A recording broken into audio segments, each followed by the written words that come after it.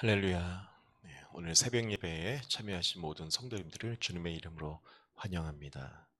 오늘 하루도 주님의 말씀을 붙들고 그 말씀으로 기도하고 또 주님과 동행하는 하루가 되기를 주님의 이름으로 소망합니다. 우리 함께 주님의 은혜를 구하고 또 주님의 말씀을 깨닫는 지혜 속에서 또 깊은 기도를 할 수 있게 달라고 우리 함께 주님 앞에 기도하도록 하겠습니다. 기도합니다. 사랑과 은혜가 많으신 하나님 아버지, 오늘 우리에게 또 하루의 삶을 허락하여 주시고 기도하며 주의 말씀을 듣고 또 하루를 성령으로 시작할 수 있게 해주심을 감사합니다. 주 안에서 믿음으로 매일매일을 살아갈 수 있게 도와주옵소서. 기도하게 하여 주시고 기도 가운데 성령의 충만함으로 또 하루를 값지게 아름답게 살아갈 수 있게 은혜 내려 주옵소서. 아버지, 창세기의 말씀을 큐티합니다. 주의 말씀을 바로 깨닫고 아는 자 되게 하여 주시고 또 그 말씀을 붙들고 기도하는 우리가 될 수 있도록 도와주옵소서. 아멘. 사랑과 은혜가 많으신 하나님 아버지, 오늘 하루도 우리에게 선물로 허락하여 주시고 인생의 기회를 주시니 감사합니다. 예수님을 만나서 지난 삶의 과오와 잘못들은 용서받게 하여 주시고 새 삶을 살아갈 수 있는 아버지 기회를 주셨사오니 이 기회에 주님의 말씀을 따라서 살아보게 하여 주옵소서. 계약을 실천하며 주님의 뜻에 순종하는 삶을 살아갈 때에 하나님, 나의 생각과 나의 계획보다 더 크고 놀라우신 하나님의 역사하심과 응답과 축복을 경험하게 하여 주시고 아버지, 언젠가 그런 은혜와 축복이 오는 것이 아니라 오늘 말씀으로 순종하며 살아갈 때에 오늘부터 시작되는 새로운 날이 있게 하여 주옵소서. 이 모든 말씀 예수님의 이름으로 기도했습니다. 아멘. 네, 오늘 우리에게 주시는 하나님의 말씀 매일 성경 본문인데요. 창세기 43장 18절부터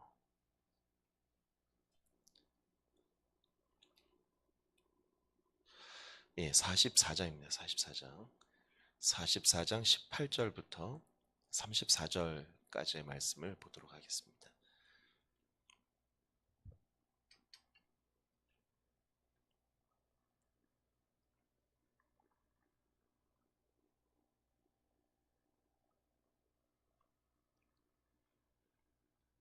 네, 창세기 44장 18절부터 44장 마지막 34절까지 우리 다 같이 읽도록 하겠습니다. 시작. 유다가 그에게 가까이 가서 간청하였다. 이 종이 주인 어른께 감히 한 말씀 드리는 것을 용서하여 주시기 바랍니다. 어른께서는 바로와 꼭 같은 분이시니 이 종에게 너무 노여워하지 마시기 바랍니다. 이전에 어른께서는 종들에게 아버지나 아우가 있느냐고 물으셨습니다. 그때의 종들은 늙은 아버지가 있고 그가 늙음하게 얻은 아들 하나가 있는데 그 아이와 한 어머니께서 난 그의 친형은 죽고 그 아이만 있기 때문에 아버지가 그 아이를 무척이나 사랑한다고 말씀드렸습니다. 그때의 어른께서는 종들에게 말씀하시기를 어른께서 그 아이를 직접 만나 보시겠다고 데리고 오라고 하셨습니다. 그래서 종들이 어른께 그 아이는 제 아버지를 떠날 수 없으며 그 아버지 곁을 떠나면 아버지가 돌아가실 것이라고 말씀드렸습니다. 그러나 어른께서는 이 종들에게 그 막내 아우를 데려오지 않으면 어른의 얼굴을 다시는 못 볼 것이라고 말씀하셨습니다. 그래서 종들은 어른의 종인 저의 아버지께 가서 어른께서 하신 말씀을 다 전하였습니다. 얼마 뒤에 종들의 아버지가 종들에게 다시 가서 먹거리를 조금 사오라고 하였습니다만 종들은 막내 아우를 우리와 함께 보내시면 가겠지만 그렇지 않으면 갈 수도 없고 그분 얼굴을 뵐 수도 없다고 말씀했습니다. 그러나 어른의 종인 소인의 아버지는 이 종들에게 너희도 알지 않느냐? 이 아이의 어머니가 낳은 자식이 둘뿐인데 한 아이는 나가더니 돌아오지 않는다. 사나운 짐승에게 변을 당한 것이 틀림없다. 그 뒤로 나는 그 아이를 볼 수 없다. 그런데 너희가 이 아이마저 나에게서 데리고 갔다가 이 아이마저 변을 당하기라도 하면 어찌하겠느냐? 너희는 백발이 성성한 이 늙은 아버지가 슬퍼하며 죽어가는 꼴을 보겠다는 거냐 하고 걱정하였습니다. 아버지의 목숨과 이 아이의 목숨이 이렇게 얽혀 있습니다. 소인이 어른의 종, 저희 아버지에게 되돌아갈 때에 우리가 이 아이를 데리고 가지 못하거나 소인의 아버지가 이 아이가 없는 것을 알면 소인의 아버지는 곧바로 숨이 넘어가고 말 것입니다. 일이 이렇게 되면 어른의 종들은 결국 백발이 성성한 아버지를 슬퍼하며 돌아가시도록 만든 꼴이 되고 맙니다. 어른의 종인 제가 소인의 아버지에게 그 아이를 안전하게 다시 데리고 오겠다는 책임을 지고 나섰습니다.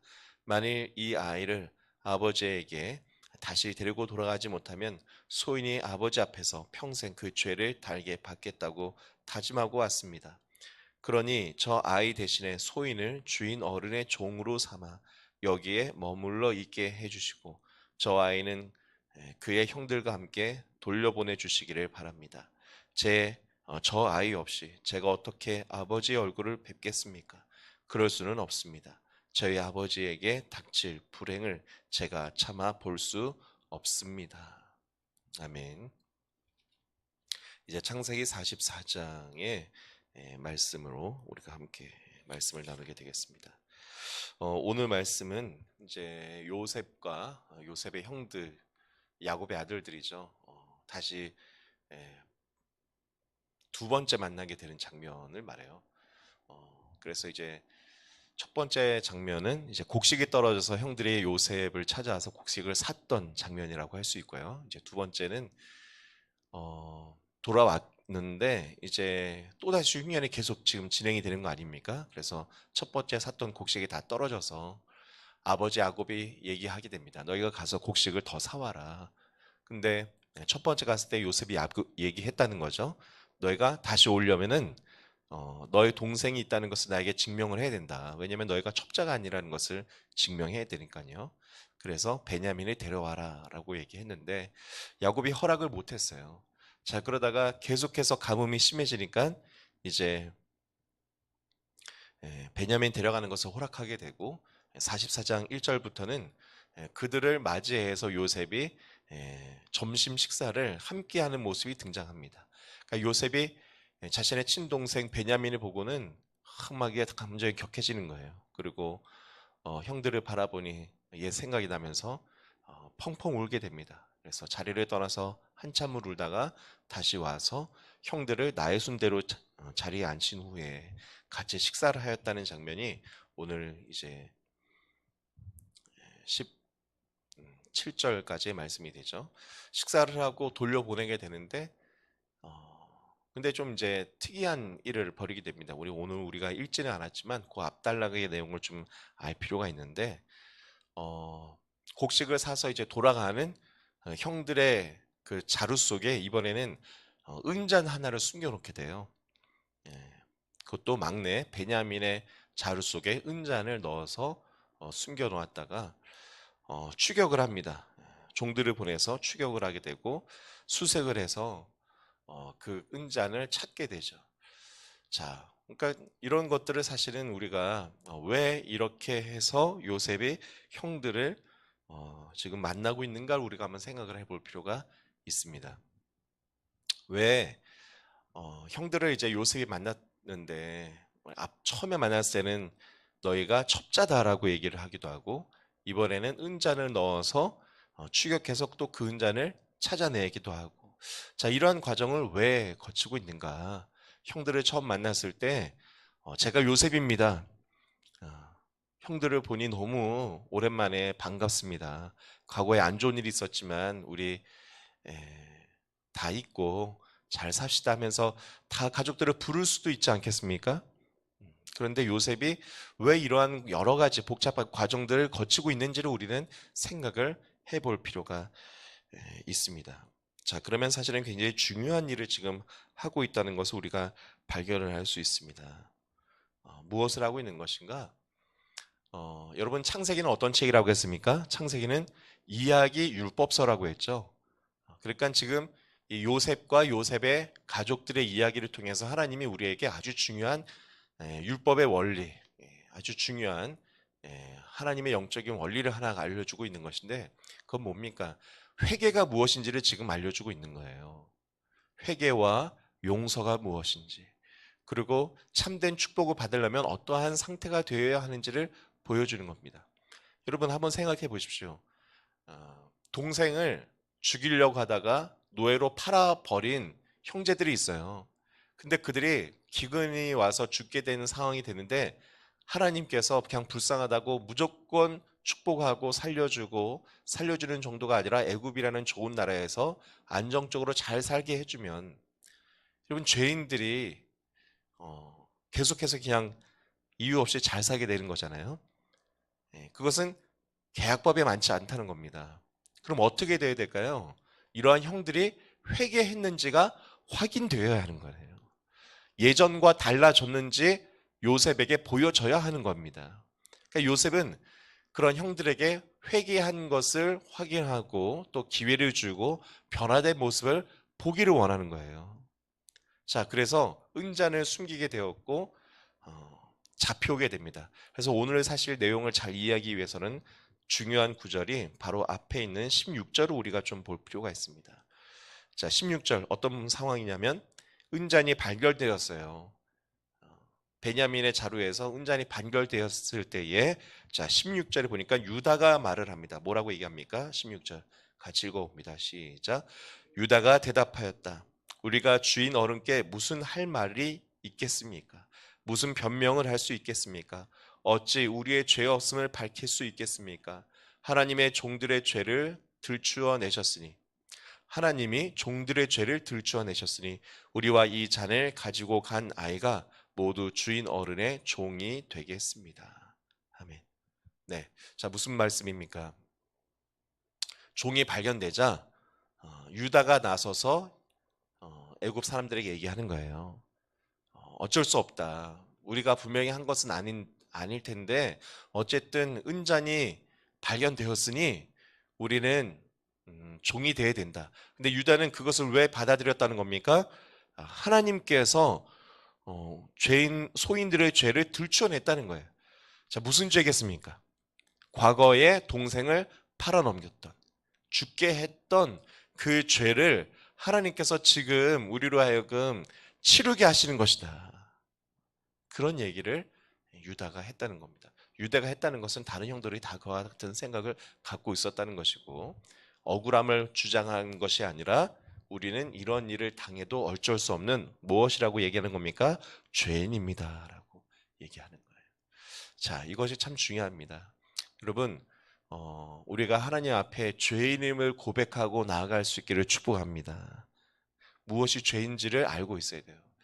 여러분, 죄는 또 얼마나 무서운 것입니까? 요셉을 밉다고 해서 죽이려고 하고 팔아넘겼지만 그 후로 형들이 편안하게 살았다는 것일까요? 아니라는 얘기예요. 무슨 일만 생겨도 야, 우리가 죄값을 치르는구나, 이러한 상태에 있었다는 얘기고, 그리고 오늘 유다가 그와 같은 이야기를 하고 있는 겁니다. 자, 그렇게 해서 이제 18장부터는 요셉 앞에 끌려온 유다가 얘기를 하는 얘기예요. 그래서 요셉 앞에 그래서 끌려왔는데, 자, 유다가 뭐라고 얘기하는 겁니까? 사정을 얘기하는 거죠. 요셉을 어른이라고 합니다. 자, 어른 앞에 한 가지 말씀을 드릴 게 있습니다. 늙은 아버지가 있는데 그 아들은 이 이제 늙음하게 낳은 아들 둘이 있었는데 하나가 죽고 하나가 남은 아이가 저 아이입니다. 근데 저 아이마저 제가 데려가지 못하면 아버지는 그것 때문에 이 세상을 떠날 수 있습니다. 자, 그래서 중요한 얘기를 합니다. 33절인데요. 같이 읽어볼까요? 33절 시작. 그러니 저 아이 대신에 소인을 주인 어른의 종으로 삼아 여기에 머물러 있게 하시고 저 아이는 그의 형들과 함께 돌려보내 주시기를 바랍니다. 라고 누가 얘기했다고요? 유다가 얘기한 거예요. 유다가. 자, 다시 말씀드리는데 유다가 어떤 일을 했던 사람입니까? 네, 유다가요, 요셉을 저 지나가는 미디안 상인들에게 노예로 팔자고 말을 했던 사람이에요. 그러니까 요셉 입장에서는 자신을 노예로 만든 장본인이 가장 주도적인 사람이 누구라는 겁니까? 유다예요. 유다. 아주 나쁜 형입니다. 자, 그런데 지금 유다가 뭘 하겠다고 자처하는 겁니까? 저 베냐민을 대신해서 자신이 노예가 되겠다고 자처하는 거예요. 제가 노예가 되겠습니다. 그러니 저 베냐민과 다른 형제들은 보내주십시오. 그렇지 않으면 아버지가 돌아갈 수도 있습니다. 라고 간곡히 부탁하는 모습을 보여주는 것입니다. 자, 그리고 이제 오늘 이제 말씀은 끝나게 되는 거죠. 그러니까 오늘 말씀이 보여주고 있는 말씀은 무엇입니까? 자, 변화된 누구를 보여주는 겁니까? 변화된 유다를 보여주고 있는 거예요. 우리는 요셉 이야기의 결론을 알고 있습니다. 어떤 결론이 오게 됩니까? 자, 결국 이러한 과정을 거치면서 요셉은 형들이 회개한 것을 보았고 변화된 것을 보았고 돌이키고 있다는 것을 보았기 때문에 자신이 요셉인 것을 드러내고 형들과 끌어안고 엉엉 울게 됩니다. 그리고 야곱과 함께 그들의 가족이 모두 다 애굽에 와서 이제 안전하게, 지금 흉년이 2년밖에 지나지 않았어요. 아직도 5년의 흉년이 더 있는데 그 흉년을 이겨내고 그리고 믿음을 계속 키우면서 마침내 이스라엘의 12지파의 초석이 놓여지게 되는 것입니다. 큰 축복이 오게 되는 거죠. 자, 그런데 그런 축복은 오늘 말씀해 보니까 어떠한 과정을 거쳐서 우리에게 온다는 겁니까? 여러분, 하나님 앞에 더 거룩한 삶으로 회개된 변화된 모습으로 나아가기를 축복합니다. 그러한 모습이 있어야 해결되어야 하나님께서는 그것을 확인하신 후에 축복하시고 은혜를 주신다는 거예요. 자, 그래서 우리가 기억할 게 있습니다. 여러분, 하나님 앞에 은잔의 시험이 있다는 것을 기억하기 바랍니다. 은잔의 시험이 있을 수 있다는 얘기예요. 그러니까 요셉이 형들을 식사 대접하고 돌아가는데 자루에다가 은잔을 숨겨놨잖아요. 그래서 다시 불러내고 지금 아주 복잡한 과정을 거쳤는데 그러한 과정이 하나님이 우리에게도 보기를 원하시는 과정이라는 거예요. 무엇을 보기 원하시는 겁니까?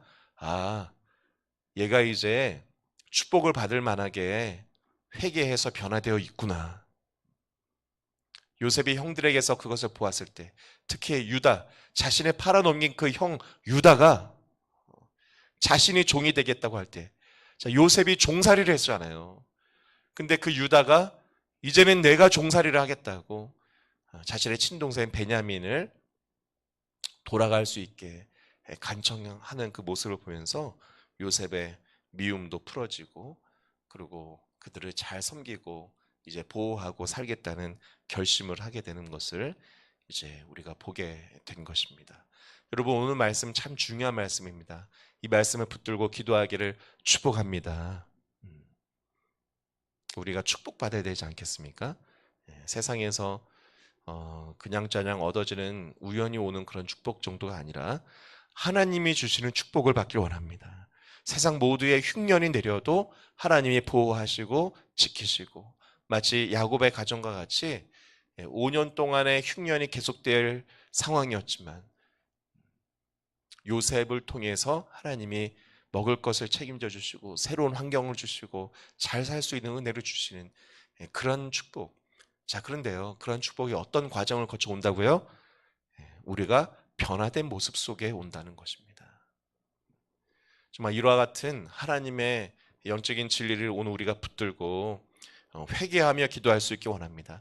하나님, 나에게서도 은잔의 시험을 확인하기 원하실 텐데 내가 그러한 순간에 변화된 모습으로, 정말 유다는 변화되었습니다. 유다와 다말의 이야기도 성경에 기록되어 있지 않습니까? 유다가 바로 지금 우리가 알고 있는 유대인이에요. 이스라엘 사람입니다. 그러니까 이스라엘을 대표하는 지파, 유다 지파, 이들이 큰 과오도 저질렀지만 부끄러운 부족이지만 족속이지만 그러나 유다와 다말의 이야기에서도 회개를 했고 지금 요셉을 죽이려고 했던 이러한 일들도 회개해서 변화되었기 때문에 이 유다 지파에서 다윗도 나오고 그리고 그리스도가 나오시고 오늘의 유대인들이 만들어지게 됐다는 것을 성경은 말하고 있는 것입니다. 저와 여러분도 죄인이지만 변화된 사람, 죄인이지만 회개하고 그래서 하나님께 축복받기에 합당한 사람, 그런 사람이 되기를 주님의 이름으로 축복합니다.